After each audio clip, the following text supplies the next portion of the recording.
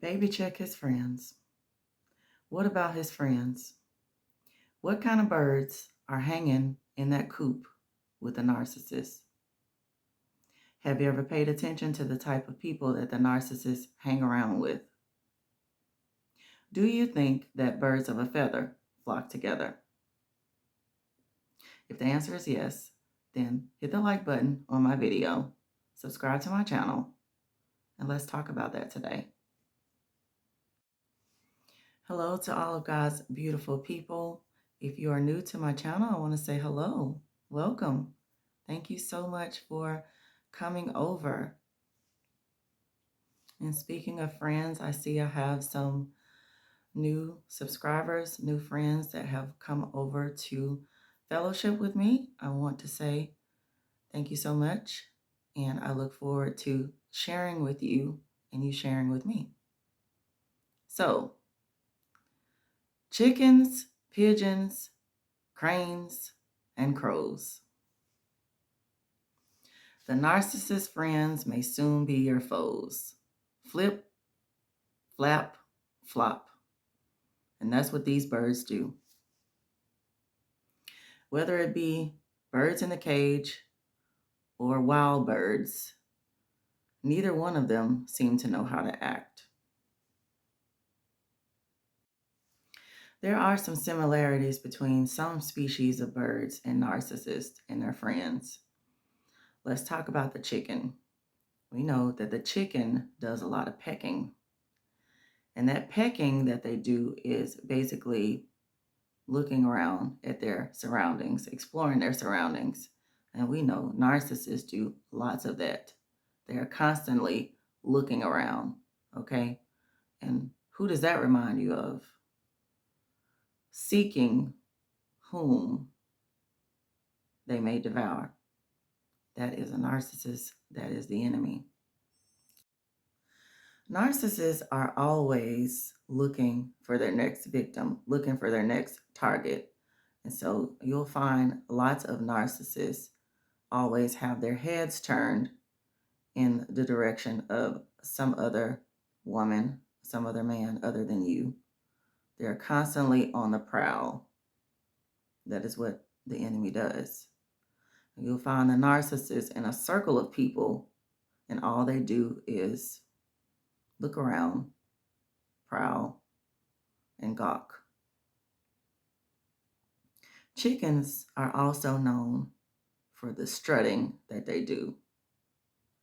And strutting is something that chickens do to show their dominance, to make aggressive threats, or to challenge people. And we all know that narcissists do lots of that. They do lots of strutting because they love attention. They will definitely get aggressive with you, whether that's verbally or physically. They will challenge you, okay, when it comes to your opinions, your thoughts, your beliefs. They will challenge you. They will challenge your stance. They will challenge your good behavior, try to make you act out of character. That's what those chickens do. So as far as the strutting that I noticed between the narcissist and his friends is they love to kind of put the way that they dress on display. It's very, very much performance-based as far as the way that they dressed and the way that they carried themselves when they went out. It was kind of a look at me kind of thing with all of them. So let's talk about pigeons. Pigeons will eat almost anything. Pigeons like to live near humans. And pigeons have expert hearing. And isn't that very much like the narcissist? The narcissist will do just about anything. They like to be near you because they like to control. They like to learn from you. They like to hear what you have to say. As another means to control you. They want to learn as much as they can learn about you. And that's pretty much how the narcissists and their friends are. They gather all this information by listening to you, and that helps them further manipulate you. That helps them further get whatever they want or need from you. Next, let's talk about cranes, who have very long legs and necks, suitable for travel. And that is what a lot of narcissists and their friends do. They're all over the place. Love to travel here and there, just always in the streets, okay? Love to hang out late. Love to hang out at this person's house and that person's house. Love to go to this club and that club, this bar, that pool hall. That is what the narcissist and his friends frequently did. Pretty much it was a party every single night. They leave their wives and their girlfriends at home and they go travel. This traveling includes going all out of the city, traveling several cities over, sometime even the next state over, doing lots of things over there that they think they won't get caught doing, racking up all kinds of traffic fines and violations, traffic tickets, just busy, just traveling here and there. Let's talk about crows. Crows have this very dark energy, and so does the narcissist. So does the narcissist friends. They do evil things, mean things.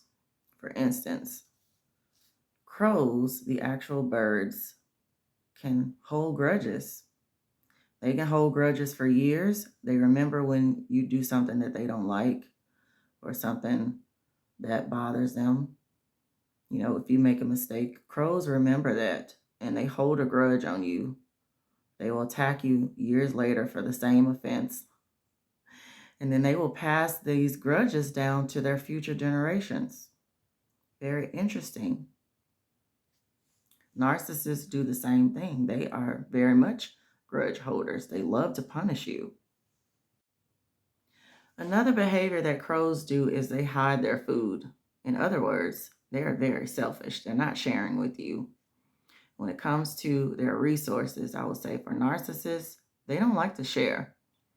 They don't like to share their money with you. They're very selfish and tight with their money. They will have you pay for everything and they will keep their money to themselves. They will keep their money for their own vices. Did you know that crows mate for life? And I found that no matter how miserable and unhappy the narcissist was trying to tie himself down to one person, no matter the fact that he liked to have multiple relationships at once, the narcissist did not want to leave me. He did not want to divorce me. They don't want to let go of their quote unquote main supply, their good supply, the person that they can get the most out of. They don't ever want to part ways with that person. They want to keep milking and milking and milking. And even when there's nothing left, they will put you up on the shelf, hope that you regenerate and recuperate, and then come back to milk you some more. The narcissist did not want to divorce me at all. He wasn't willing to sign the papers. And I had to fight to the bitter end to get him to sign. And the narcissist is very much like that. Their friends are like that as well. They don't like to let people go because they constantly have that thing that they want to milk or gain or manipulate. So in addition to turning this toxic behavior against you, the narcissist and their friends have this toxic behavior amongst themselves. They will turn on each other. They will be in competition with each other. They will talk about each other behind each other's back. They will be secretly jealous of each other. They will steal from each other. They will get money, borrow money from each other and not pay it back. All the things like that. They don't have true loyalty amongst them. They don't know what loyalty is. They don't know what true values are. They don't know what love is.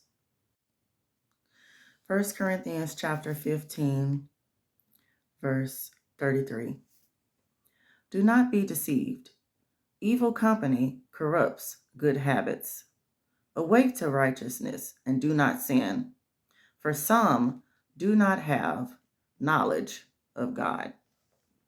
And that is especially true with the narcissists and their friends. All of them don't have good character, and they don't know God. Amos 3:3. Can two walk together except they be agreed? And so, yes, the narcissist and his friends, they're all on the same page. They're all in agreement. That's why they're hanging around together. That's why they're all in that same coop together. They are just alike. They are of the same species. Proverbs 18:24 talks about a friend that sticks closer than a brother. And when it comes to the narcissist and their friends, they pledge allegiance to each other. The narcissist will go against their wife and their family for their friends. The narcissist shows more loyalty to their friends than they do to you. They will go against you for their friends. They will leave you at home just to go out with their friends. They don't have any loyalty to people outside of themselves, except for the ones that they most relate to, the people that are just like them. So, chosen ones, moving forward, what we have to do is do our due diligence. We have to pay attention to who the narcissist is hanging around with. Do a character analysis. Find out what type of people they are, what type of characteristics they have, what kind of personalities do they have, what kind of morals and belief systems do they have. Make sure you do a thorough observation to keep yourself safe. You don't ever want to be in the dark when it comes to the narcissist and their friends. When it comes to evil and toxic behavior, make sure that your eyes and your face are always turned towards the marvelous light.